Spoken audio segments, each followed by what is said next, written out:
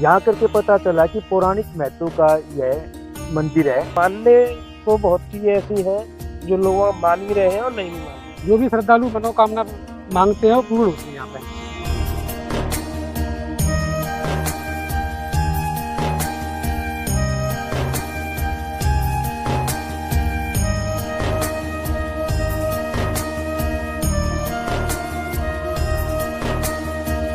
उत्कृष्ट कोटि की मूर्तियां थी, उनको 1972 में उठा करके ग्वालियर के म्यूजियम में रख दिया गया। 11वीं सदी में रानी ककनावती के लिए, क्योंकि रानी ककनावती से भक्त थी, तो कीर्तिराज राजा ने इस मंदिर का निर्माण कराया था। पहले मैं दिखाऊंगा, क्योंकि ऐसा मंदिर है कि इस मंदिर में पूरा पत्थरों से निर्माण कराया गया, ना ही चूना, गिट्टी और सीमेंट, जो क्योंकि पहले चूना से निर्माण हुआ करते थे, लेकिन इसमें किसी तरह का कोई भी केमिकल या कोई वो नहीं लगाया है जिससे कि ये पत्थर रखे जाएं।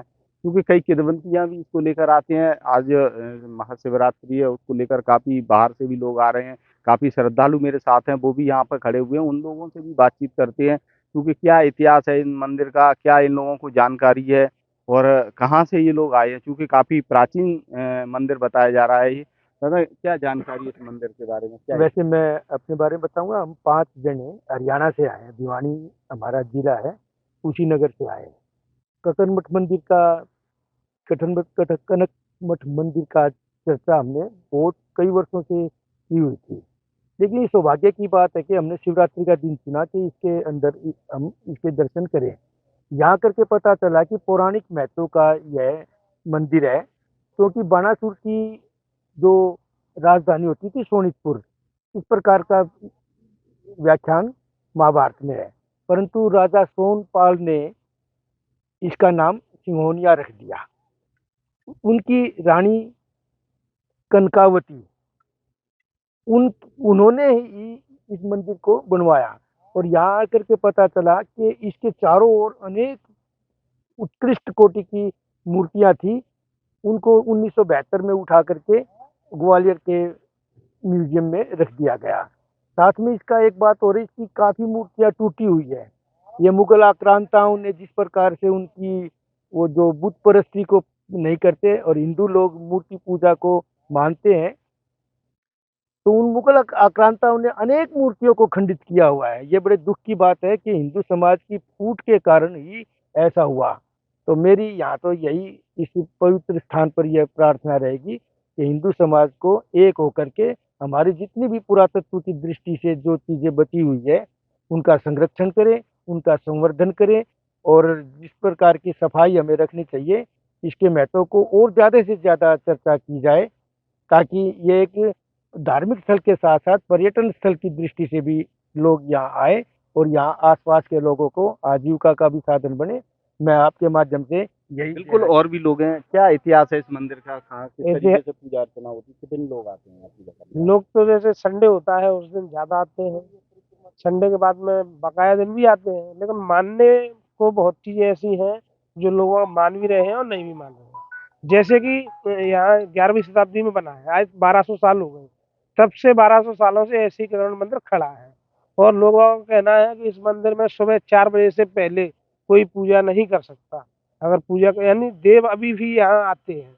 और कुछ लोगों का मानना यह है कि मंदिर भूतों ने बनवाया है, क्योंकि बहुत विशाल विशाल पत्थर है, किसी आदमी के काम बस का काम नहीं है, तो लोग भूतों ने बनाया ये भी कहते हैं।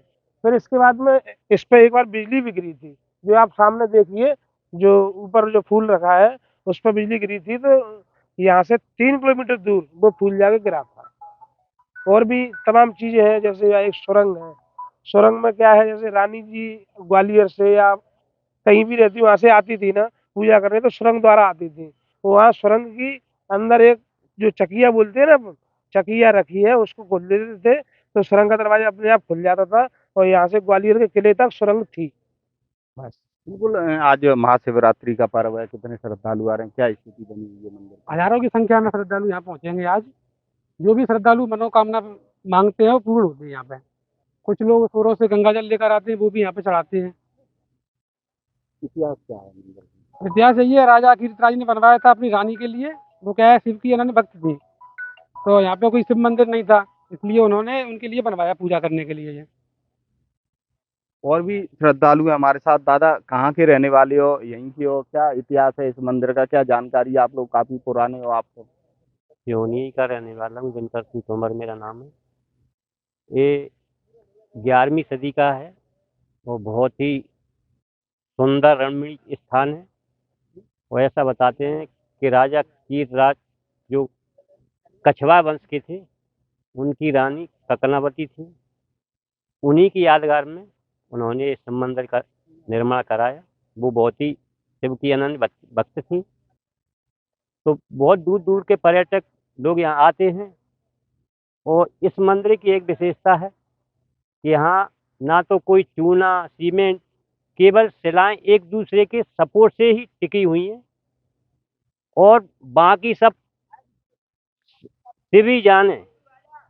हमारे बाबा थे, वो कहते थे कि हमने ऐसा ही देखा है। उनके बाबा थे, वो भी कहते थे कि हमने ऐसा ही देखा है। उनके बाबा थे, वो भी कहते हमने ऐसा ही देखा है। पता किसी को नहीं है कि 11वीं सदी का है कि और आगे का है, ऐसा कुछ नहीं। बिल्कुल। और भी श्रद्धालु, आज महाशिवरात्रि है। शिवरात्रि के दिन चूंकि शिव पूजा सबसे ज्यादा देश भर में ही होती है, बाकी सभी लोग करते हैं। इस मंदिर पर कितनी भीड़ आती है, क्या इतिहास है? भीड़ तो इतनी आती है, यहाँ 1-1 लाख कांवड़ जो होती है ना, 1 लाख कांवड़ एक दिन में चढ़ गई है। लेकिन यहाँ कांवड़ क्या, हमारे यहाँ एक मंदिर और है, वहाँ आज चढ़ाते हैं कांवड़। और इस मंदिर पर यानी गगन मठ पर सावन में ज्यादा चढ़ती है, आज कम चढ़ती है। और यहाँ जो 11वीं शताब्दी का है या पता नहीं और पुराना है, वो तो चलो ठीक है, लेकिन एक मैजिक आज भी है। वो मैजिक ये है कि यहाँ जो सामने खम्भे दिख रहे हैं, उन खम्भों को किसी ने गिन नहीं पाया है।